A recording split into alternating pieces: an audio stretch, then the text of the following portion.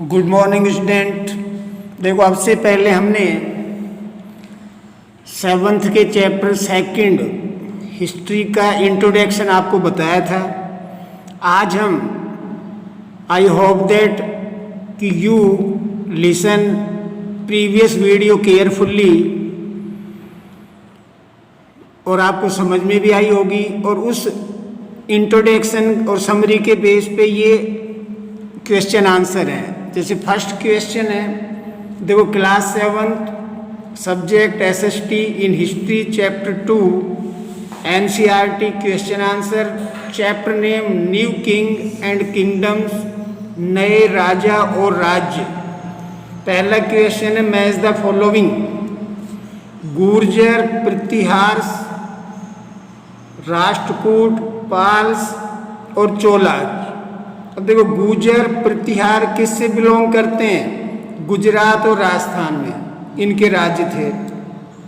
राष्ट्रकूट किससे बिलोंग करते हैं? वेस्टर्न दक्कन से। पाल्स ये बिलोंग करते हैं बंगाल से। चोलाज तमिलनाडु से। इनके आंसर की ये है, first C, second A, third B और फोर्थ डी। अब question number 2,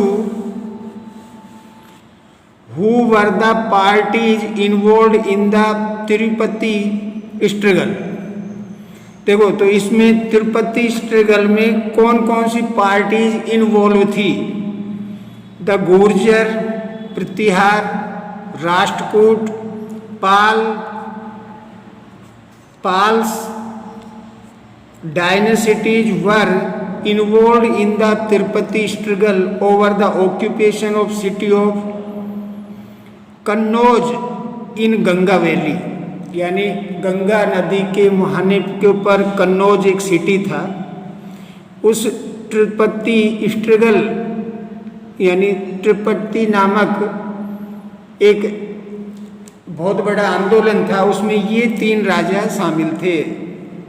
question number 3, what were qualification necessary to became a member of a committee of the sabha in the Chola empire? देखो, चोल एक शासक था, वो कमेटी का मेंबर, उसकी कमेटी का मेंबर कब बन सकता था? तो उसने यहाँ पे कुछ वो दिए हैं कि ये इम्पोर्टेंस होनी जरूरी थी उसमें। पहला, a person should be owner of land, किसी व्यक्ति के पास अपनी जमीन का भाग होना चाहिए। He should have his own home, उसका अपना घर भी चाहिए। He should be between 35 and 70 years of age, उसकी एज 35 से 70 के बीच में हो। He should be have the knowledge of Vedas, उस व्यक्ति को वेदों का ज्ञान होना बहुत जरूरी है। He must be well versed in the administrative matter, प्रशासनिक कार्य में उसकी अच्छी नॉलेज हो। ही शुड बी ऑनेस्ट, और वो दयालु हो।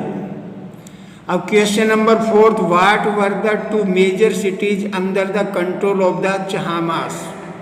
अब चहामास के अंदर कौन से बड़े 2 शहर थे? देखो, एक दिल्ली था और एक अजमेर। तो it is clear. Question number 5 देखें यहाँ पे, how did the Rashtrakuta become powerful? Rashtrakuta व्यक्ति कैसे शक्तिशाली हो गए? तो the Rashtrakuta were subordinate to the Chalukyas of Karnataka. Rashtrakuta जो थे वो चालुक्य वंश के सबॉर्डिनेट थे कर्नाटका के पास। In the mid 18th century Dantidurga एक व्यक्ति था, Dantidurga, who was Rashtrakuta chief over 3 the Chalukya overlord, यानी वो राष्ट्रकूट का चीफ था, सबसे बड़ा अधिकारी था Dantidurga. Over 3 the Chalukya overlord he perform a rituals called Hiranyagarbha, यानी उस समय एक धार्मिक कार्य होता था, उसको बोलते थे हिरण्यगर्भा। with the help of Brahmins to become Kshatriya king, यानी वो हिरण्यगर्भ ब्राह्मणों की सहायता से वो क्षत्रिय राजा बना। So Dantidurga became the founder of the Rashtrakuta dynasty, क्योंकि सबसे पहला राजा ही दामित्य दुर्गा था। दामित्य Durga DURGA become the founder of Rashtrakoot dynasty. Understand? 6. What did the new dynasty do to again exceptions? यानी नए साम्राज्यों कैसे आए? The new dynasty perform holy rituals with the help of Brahmins in order to gain acceptance. यानी जो नई dynasty थी उन्होंने ब्राह्मणों की सहायता से नए धार्मिक पूजन शुरू किए और नए नियम उन्होंने लोगों को दिए। 7th, what kind of irrigation work were in the Tamil region? Tamil region में जो इरिगेशन सिंचाई के जो कार्य थे वो कैसे हुए? सबसे पहला, in the delta region canals were constructed to carry water to the field. सबसे पहले जो डेल्टा रीजन था, यानी डेल्टा वहाँ होता है जो नदी के मुहाने पर होता है जहाँ पानी आके रुकता है, वहाँ से नहर बनाई, कैनल्स, नहर को खोदा गया और नहर के द्वारा पानी को खेतों तक ले जाया गया। दूसरा, वेल्स, कुएं वर डग, खोदे गए, एंड हुज टैंक, बड़े टैंक बनाए, वर टू कलेक्ट रेन वाटर, पानी के वर्षा के पानी को इकट्ठा करने के लिए टैंक बनाए और कुएं खोदे गए जिससे सिंचाई होने लगी। 8. What were the activities associated with Chola temples? Chola साम्राज्य में क्या क्या एक्टिविटी होती थी? A Chola temple was not only place of worship. जो चोल साम्राज्य के जो मंदिर थे सिर्फ पूजा के लिए नहीं थे, but also the hub of economic, social and cultural life. वहाँ पे आर्थिक, सामाजिक और सांस्कृतिक कार्य जीवन भी अच्छा चलता था। It was also the centre of craft production. वहाँ पे कला जैसे कारीगरी के सेंटर भी थे उन मंदिरों के नज़दीक, टेम्पल्स के near. All the specialist who worked at the temple, और सभी के सेपरेट कार्य थे मंदिर में। जैसे प्रीस्ट, पादरी पूजा करते थे, गार्लैंड मेकर फूलों की माला बनाते थे, कुक्स भोजन पकाने वाले, स्वीपर सफाई वाले, डांसर्स नाचने वाले, म्यूजिशियन बजाने वाले, सब ये मिलते थे। अब क्वेश्चन नंबर 9 आप बुक में से देखेंगे, मैं सिर्फ यहाँ आंसर बता रहा हूँ। Almost all the sub continent was ruled by one kingdom और अनोदर। देखो इसमें आपको पेज नंबर दिया हुआ है क्वेश्चन में, आपको उस पेज नंबर पे जो मैप दिया है वो ध्यान से पढ़ना है। उसका आंसर ये है कि almost all the sub continent was ruled by one kingdom और अनोदर, क्योंकि पूरे प्रायद्वीप पर किसी राजा एक का या दूसरे राजाओं का राज रहा है। So each state must come under any of them. तो कोई भी स्टेट हो, चाहे राजस्थान हो, चाहे तमिलनाडु हो, मेघालय हो, मणिपुर हो, बंगाल हो, कोई भी रीजन हो, वहाँ पे कोई ना कोई किसी किंग राजा के अधीन वो प्रांत हमेशा रहा है। ये आंसर है उस सभी का। अब question number 10, contrast the election in Uttar Mewar with present day panchayat at election. देखो उत्तर मेवाड़ में और आज के दिन में पंचायत जो इलेक्शन होते हैं क्या डिफरेंस है? देखो first, the present day panchayat elections do not use the lottery system to elect the members, they elect by universal adult franchise.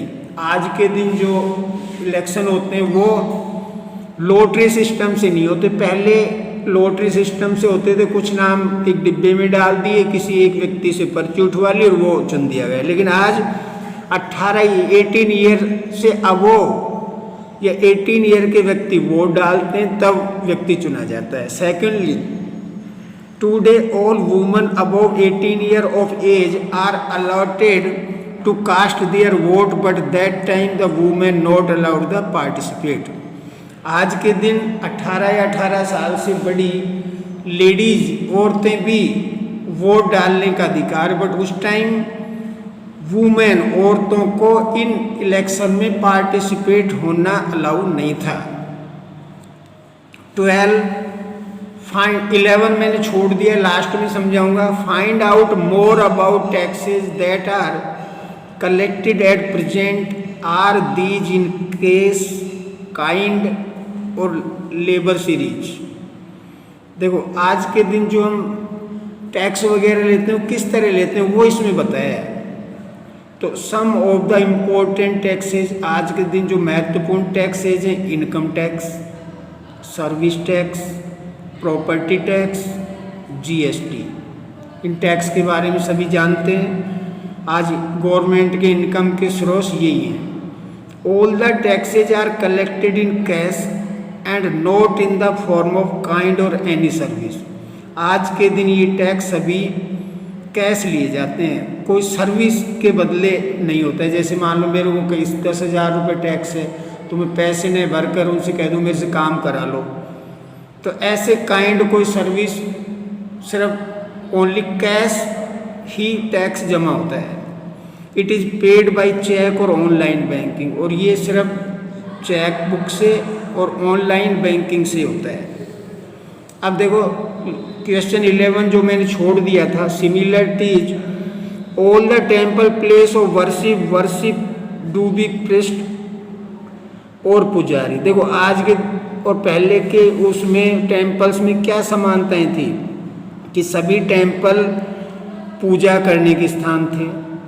जो पूजा होती थी वो पुजारी या प्रिस्ट के माध्यम से होती थी। Temple source of income and provide many person culture mixed in each other. Temple income के स्रोत थे और वहाँ पे काफ़ी धर्म के लोग आते थे, मिक्स्ड कल्चर प्रोवाइड कराते थे। अब difference, today temple with not have large shikhara. आज के जो टेम्पल हम बना रहे हैं उसके बड़े बड़े शिखर नहीं होते। पुराने ज़माने में वो लोग बड़े बड़े शिखर बनाते थे। That time made large temple with good art. पहले के टाइम में बड़े टेम्पल बनाते थे अच्छी कलाकृति के साथ और क्राफ्ट वर्क के। But now day it is the simple. But आज के दिन जो भी हम बना रहे हैं ये पहले से ज़्यादा सिंपल है, इतनी कारीगरी नहीं कराते हैं। तो it is the solution of chapter 2 class 7th। तो I hope that you listen this video carefully and understand the question and answer. After that you do this work in your HW notebook. Or you have any lacuna, so you convey the message in the school 8 AM to 2 PM between. So your solution we provide. You convey the message school WhatsApp number and my personal WhatsApp number, या call me, doesn't matter, but you query your lacunas. After that we solve your problem. Thank you.